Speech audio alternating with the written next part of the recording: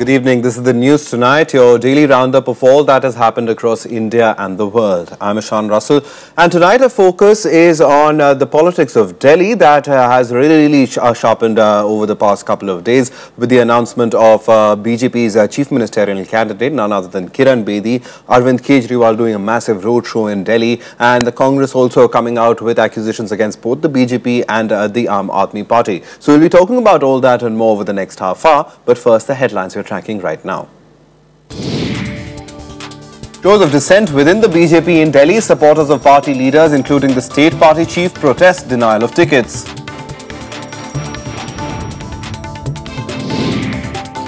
The government denies the opposition's charge on taking the ordinance route, says previous governments brought in ordinances at the rate of one each month. The International Monetary Fund scales down growth projections for world economy, predicts slowdown in China will impact Asian economies.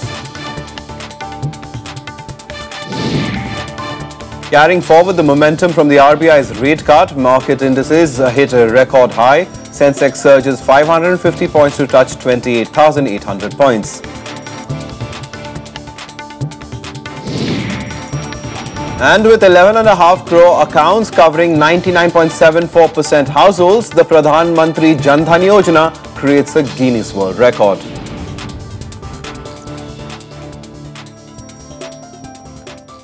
A top story tonight, the rift within the BJP over naming former top cop Kiran Bedi as the chief minister candidate for the upcoming polls in Delhi is out in the open. Supporters of leaders who have been denied a ticket for the forthcoming polls protested in the streets today. Even as the dissent spilled out on the streets, the party leadership maintains that all is well within. Dissent in the BJP over ticket distribution spilled onto the streets, with supporters of the party's Delhi unit chief Satish Upadhyay and other ticket aspirants staging protests. There was another group which shouted slogans against Upadhyay and party MP Ramesh Bidhuri. In the list of candidates released by the party on Monday night, Upadhyay has not been given a ticket. However, Upadhyay himself said he was not disappointed by the party's decision. He in fact said that not contesting the elections was his personal choice. ये तो क्षणिक चीजें हैं, चलती रहती हैं, लेकिन हमको किरण बेदी जी के नेतृत्व में पार्टी को यहाँ जिता करके लाना है। सवाल ही पैदा नहीं होता। पार्टी से नाराजगी, और मैं पार्टी का कार्यकर्ता हूँ, और पार्टी का कार्यकर्ता होने के नाते मेरी ये जिम्मेवारी है, और डे वन से मैंने कहा है कि मुझे 70 सीटों पर चुनाव लड़ना है, 70 जगह कमल खिलाने हैं। There was open display of dissent elsewhere too. BJP leader Dheer Singh Bidhuri and 4 block presidents from the Okhla quit the party over denial of ticket to the leader. BJP Delhi unit vice president Shikha Rai's supporters also protested outside the party's offices, shouting slogans to protest the denial of ticket to her.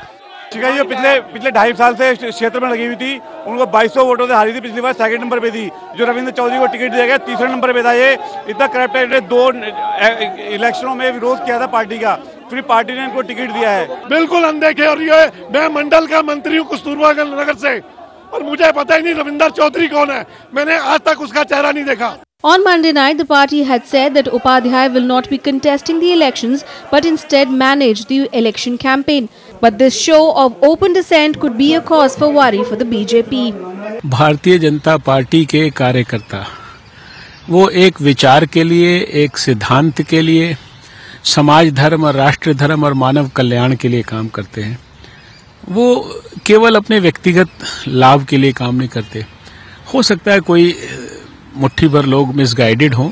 Sources say that several senior party leaders were unhappy with Kiran Bedi being projected as the chief ministerial candidate days after being inducted into the party. However, party chief Amit Shah dismissed all these reports of dissent while announcing the decision. Bureau Report, Rajya Sabha TV. Now, the political tussle in Delhi got more intense today after BJP's candidate list that drew the battle lines in the state assembly polls for next month. Aam Aadmi Party chief Arvind Kejriwal challenged BJP's chief minister candidate Kiran Bedi to a presidential-style debate ahead of the polls.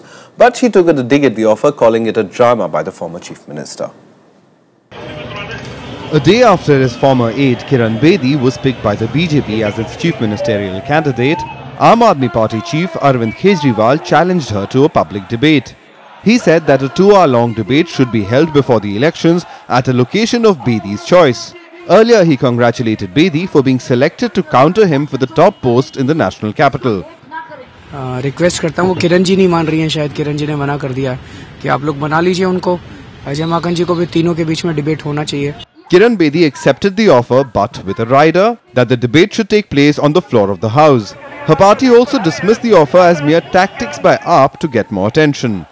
इस वक्त तमाशे पर time waste करने के बाद अब हम जाएंगे सीधा तमाशा करना ना तो ले आना, आप अगर जीत के आएंगे तो फ्लोर ऑफ द हाउस पे डिबेट करेंगे, वो फिर तमाशा करते रह जाएंगे, हम काम करने निकल जाएंगे. It's an interesting story in Delhi.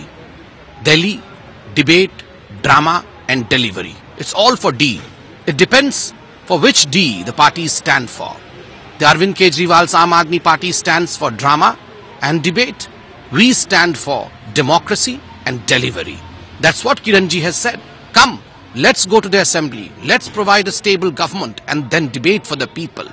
Meanwhile, the Congress's key man in this election backed the idea of a debate between all top 3 candidates. However, there have been no takers so far. मेरे समझ से इससे अच्छा एक सही तरीका और इससे अच्छा तरीका नहीं हो सकता जिसमें नेतृत्व को अपने विजन के बारे में और जो मुश्किल प्रश्न सामने उठते हैं उसके उत्तर देने के बारे में एक मौका मिल सके. Both Arvind Kejriwal and Kiran Bedi will file their nomination papers on Wednesday. Despite rumours, BJP chose to field Bedi from its stronghold in Krishnanagar. The party picked a new face in Nupur Sharma to contest against Arvind Kejriwal from the New Delhi seat. Bureau Report, Rajya Sabha TV. And senior journalist Anita Khatyal is with us in the studio to help us understand the real story behind this kind of sharp rhetoric that we've been seeing amongst the politicians over here, Anita, in New Delhi. But it really seems the battle lines are drawn and it's become a very presidential style of an election, but not mainly issue-centric, but about the personalities. Oh, absolutely. That's what this election has boiled down to. For a change, even the BJP has given in and, decided to field or project a chief ministerial candidate, which they didn't do in the previous assembly elections. As you will recall, Ishan, whether it was Jharkhand or Maharashtra or Haryana, it was Prime Minister Modi who was the face of the party. And they felt and they realized that that was enough for them to win an election because the ground was ripe for a change. But over here, I think they've encountered a bit of a problem. They probably never realized that AAP, which was in a bit of a trouble after they resigned, after Kejriwal, left the government, put in his papers after only 49 days in power, there was some people were grumbling about it and they were not happy about it. But and there were certain dissensions within his own ranks as well. Right. But over the past 1 year that there has been president's rule or in central rule in Delhi, AAP has got sufficient time to regroup. They have ironed out their problems. They have put their house in order. They announced their candidates well in time, and the people who had to leave left. They've got new candidates, and their people were in the field at least 2 months before the other parties could get their act together. Right. So they've been in the field for much longer, and I think the BJP probably never realized, or even the Congress thought that AAP would kind of wither away. And that's why there's a reason why central rule was extended for such a long time. So now I think it's a very, very interesting fight that we are going to witness, where a resurgent AAP and the BJP, which has been, kind of winning elections after its fantastic victory in the Lok Sabha elections and a string of assembly elections thereafter, and really massive, very emphatic victories, they have actually now encountering a very strong contender. So that's what you will see, And as for the Congress, I think it was a poor third in the last assembly elections. They were wiped out in the Lok Sabha polls, and I don't think they have managed to get their house in order. And they are going to be, I think they'll continue to be a poor third. All right, so indeed, it certainly seems the battle lines are sharply drawn. But as far as the issues, I mean, I come back to that. I mean, power was an issue that for Kejriwal was quite big. Corruption was one issue. The BJP, of course, also jumped on the issue of women's safety. So, for that matter, Anita, do you think that in the coming days, perhaps we could see the rhetoric over the issues becoming more dominant, or do we see this kind of a personality, presidential style of campaign set to continue? No, I think you will see the presidential style of election will continue because the personalities are so strong, and especially because with Kiran Bedi and Kejriwal, there's a history behind it. They were together at one point, and now they are in different camps. So there is bound to be a lot of what you call tu me, in the coming days. But the fact of the matter is that in the past 2 months or so, Kejriwal has recovered ground because he has gone on to the Jhuggi Jhopri areas and the slum areas, and the resettlement colonies, and that's where he has kind of consolidated his position. All right. Maybe not so much in the middle class belt area, where he has lost out a bit, I feel. But he has definitely consolidated in those areas, and that is at the expense of Congress. All right. So if they kind of recover and they do well, it will be at the expense of the Congress. And it will be a very interesting, and as far as issues are concerned, as you mentioned, Ishan, Bijli, Pani continues to be a factor. All right. I have spoken to a lot of people, and they say the main thing why they are attracted to Kejriwal is because of his promises that he was going to, give them free power and going to kind of half their power bills, electricity bills, and so on and so forth. And they're also willing to forgive him for the fact that, that he ran away. He had this, people used to call him Bhagoda and so on. And the BJP used that rather extensively in the 2014 campaign. Yeah. But Anita, I just want to have a quick word on the BJP as well, because you were just going to start on about that. Yeah. But the BJP is it's trying to get that momentum going by a whole host of new entrants we've seen over the past 3-4 days. So the BJP just trying to maintain that momentum, perhaps, which I think they were just about to lose. Oh, absolutely, absolutely. I think it's a sign of nervousness in the BJP camp, because BJP, after it's like I said, after its very emphatic victories in the last so many elections, they want to make a big splash in Delhi, because Delhi might be a small state or with only 70 seats, but it is very, very critical and important to win Delhi and win very, very well. It's not just winning by scraping through. Getting a just small majority or 40 seats and all. They would like to make a big splash with 60 seats or even, some 50 to 60 seats. And I think they realized that this was not happening. And that is why they brought in a lot of people from other parties. I mean, you saw the very fact that they projected Kiran Bedi and they overlooked the claims of their own party members, the loyalists who are now so unhappy about it. And they decided to go ahead and project Kiran Bedi as the chief ministerial candidate. That itself shows, that there is a certain amount of rethink in the BJP camp. All right. We'll leave it over there. Anita Katyal, thank you very much for coming in and explaining the nuances of the politics that is going on in Delhi for us. All right, and staying with Delhi, the Election Commission has issued a show-cause notice to Aam Aadmi Party chief Arvind Kejriwal for violating the poll code by allegedly asking voters to take bribes. The EC sent a notice saying the statement made during a public rally on the 18th of January in Uttam Nagar amounts to abetting and promoting electoral offence of bribery. In the rally, Kejriwal had asked voters to take money from the BJP and the Congress but only vote for his party. The Election Commission has asked Kejriwal to respond and present his side by 4 p.m. on Thursday, failing which the poll body shall take a decision without any further reference to him. Earlier on the 17th of January, Kejriwal was issued a show-cause notice by the Election Commission for violating the model code with his remarks alleging that BJP is trying to incite communal violence in Delhi. Complaint has been filed by Congress, and also I think there is a report in your print media also, in your electronic media also, that you take money and vote for me. All right, moving on to West Bengal now, where the BJP is waging an all-out battle to increase its spread in the state. Party President Amit Shah today held a rally in Burdwan district where he launched an attack on the ruling Trinamool Congress. It comes just days after a minister in the Mamata Banerjee cabinet defected to the BJP, and amid indications that another senior leader and former railway minister Dinesh Trivedi is about to follow suit. The Sharda chit fund scam shadow is growing longer by the day for the Trinamool Congress. Already, many of its big leaders are in jail, and the CBI seems to be knocking at the doorsteps of Chief Minister Mamata Banerjee herself, having summoned Mukul Roy, the party general secretary and a key associate, for questioning, with Mamata under pressure. The BJP president is keeping up an unrelenting attack on the party. Chit fund के अंदर बंगाल की जनता के 17 लाख लोगों के 17 लाख परिवार के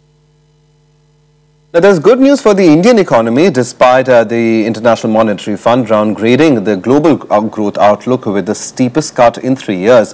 The IMF said that the government's reforms have proved promising. It predicts Indian economy to surpass China's projected growth rate in the next 2 years. It has pegged global growth at 3.5% this year without much hope for improvement next year either. The International Monetary Fund has put up a gloomy picture for the global economy next year. The IMF has predicted a sharp cut in its growth forecast for the global economy. The IMF pegged growth rate at 3.5% this year, after lowering it from the previous estimate of 3.8% projected in October. The growth forecast for 2016 has also been cut to 3.7%. The oil price and the US growth are not a cure to deep-seated weaknesses elsewhere. Too many countries are weighed down by at least two factors, legacies of the financial crisis: high debt, high unemployment. Too many companies and households keep cutting back on investment and consumption today because they are concerned about the growth tomorrow.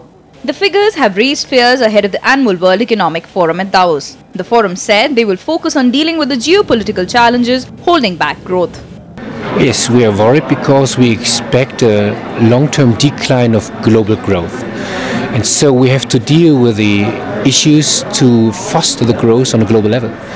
We have to deal with the challenges we see on the geopolitical level, for example, in Europe, in the Eurozone, but as well as the crisis in the Ukraine. We have also to deal with the Middle East issues, IS, Middle East, terrorism in North Africa. However, it predicts the Indian economy will remain unaffected. India's growth forecast was broadly unchanged by the IMF. Rising from 5.8% in 2014, Indian economy will grow 6.3% in 2015 and 6.5% in 2016. Boost in trade and investments have helped offset weak external demand. It is set to catch up with China, which recorded its weakest growth in 24 years. 同时更要看到中国经济较长时期保持中高速增长，并向中高端迈进的潜力条件，特别是这个坚实的基础、不竭的动力和调控的。 The weak property market and high funding costs remain key risks that are facing the economy in 2015. The continuing weakening of the Eurozone has also added to the worries. Bureau Report, Sabha TV. The Guinness Book of World Records has recognized the achievements made under the Pradhan Mantri Jan Dhan Yojana for the maximum number of bank accounts opened in a week. The government claims 11.5 crore accounts have been opened so far under the scheme that covers 99.74% households in the country. With 11.5 crore accounts so far, the NDA government scheme for financial inclusion is being recognized by the Guinness Book of World Records as well. Finance Minister congratulated bank employees for their efforts to cover 99.74% households. Then to have over almost 21-22 crore families with a bank account within the banking system. 900 million people, that's 90 crore people with a mobile phone. So once the integration of these platforms take place, putting the benefits in the bank accounts, ultimately wastage in the case of state support subsidies, both by central government and state government, I think that's the important next stage. While 60% accounts were opened in rural areas, 9,188 crore rupees have been deposited in these accounts so far. 88% of the accounts, which means 3.23 crore accounts, have got some money already in them, put by the people themselves or the money of direct benefit transfer coming into their account. And the total deposits as on today, which is there in this account, is 9,188 crore. The rest of the accounts are still zero balance accounts, but as and when the direct benefit transfer will start, many of these accounts will become operational. With a network of 1.23 lakh staff called Bank Mitras, in addition to the existing bank branches, the government is aiming to use the Pradhan Mantri Jan Dhan Yojana as a platform for direct benefit transfer of government subsidies. 19 out of the 35 DBT schemes have already been rolled out so far. Bureau Report, Rajya Sabha TV. Now, so for some good news for wildlife conservationists and tiger lovers, the tiger population in India has gone up by 30% between 2011 and 2014. In 2011, the number of tigers in the country was 1,706. By 2014, it reached 2,226. Referring to the census exercise, Environment Minister Prakash Javadekar said that it was unique in that it had never before had this exercise been conducted at such a massive scale. 80% of the tigers' countries have been photographed as part of this census. Now, tiger census is carried out every 3 years by the National Tiger Conservation Authority. According to the figures, Karnataka has the highest number of tigers in the age group of 1.5 years and more. The state has 408 tigers in that age group, followed by 340 in Uttarakhand, 308 in Madhya Pradesh, 229 in Tamil Nadu, 190 in Maharashtra, 167 in Assam, 136 in Kerala and 117 in Uttar Pradesh. The latest estimate today is that India has 70% of the world's tiger population, and we have now 2,226 tigers. Presently in 47 tiger reserves, and this is a great achievement. It's a net increase of 30% over the last estimation. Some international news now. The European Union today ruled out lifting sanctions on Russia in the near future. The EU minister said that there were no grounds to lift economic sanctions against Russia. This came after a suggestion from the EU's new foreign policy chief that the bloc considers softening its approach towards Moscow. However, after a meeting in Brussels, the EU foreign ministers stressed they would consider relaxing sanctions if only Russia begins following the terms of a ceasefire and peace plan for Ukraine it signed in September. Now, the comments came after even as fighting has intensified in Ukraine's Donetsk region. Starting a strategic debate does not mean and has not meant changing the course of our relations with Russia.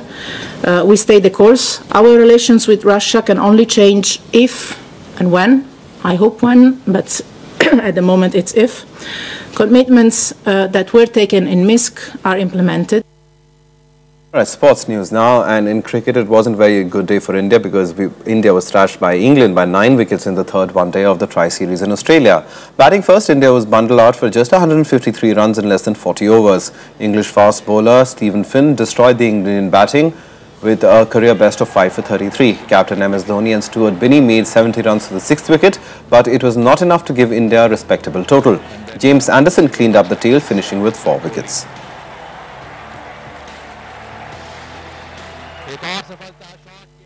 On to tennis now, and it was a good day for the top seeds at the Australian Open. World number 1 Novak Djokovic started his bid for a 5th Australian Open title with a straight sets victory over unseeded Aljaz Bedini. Djokovic defeated his Slovenian opponent 6-3, 6-2, 6-4 in less than 2 hours. Defending champion Stanislas Wawrinka also started his title defence with a straight set victory 6-1, 6-4, 6-2 over Turkey's Marcel Ilhan.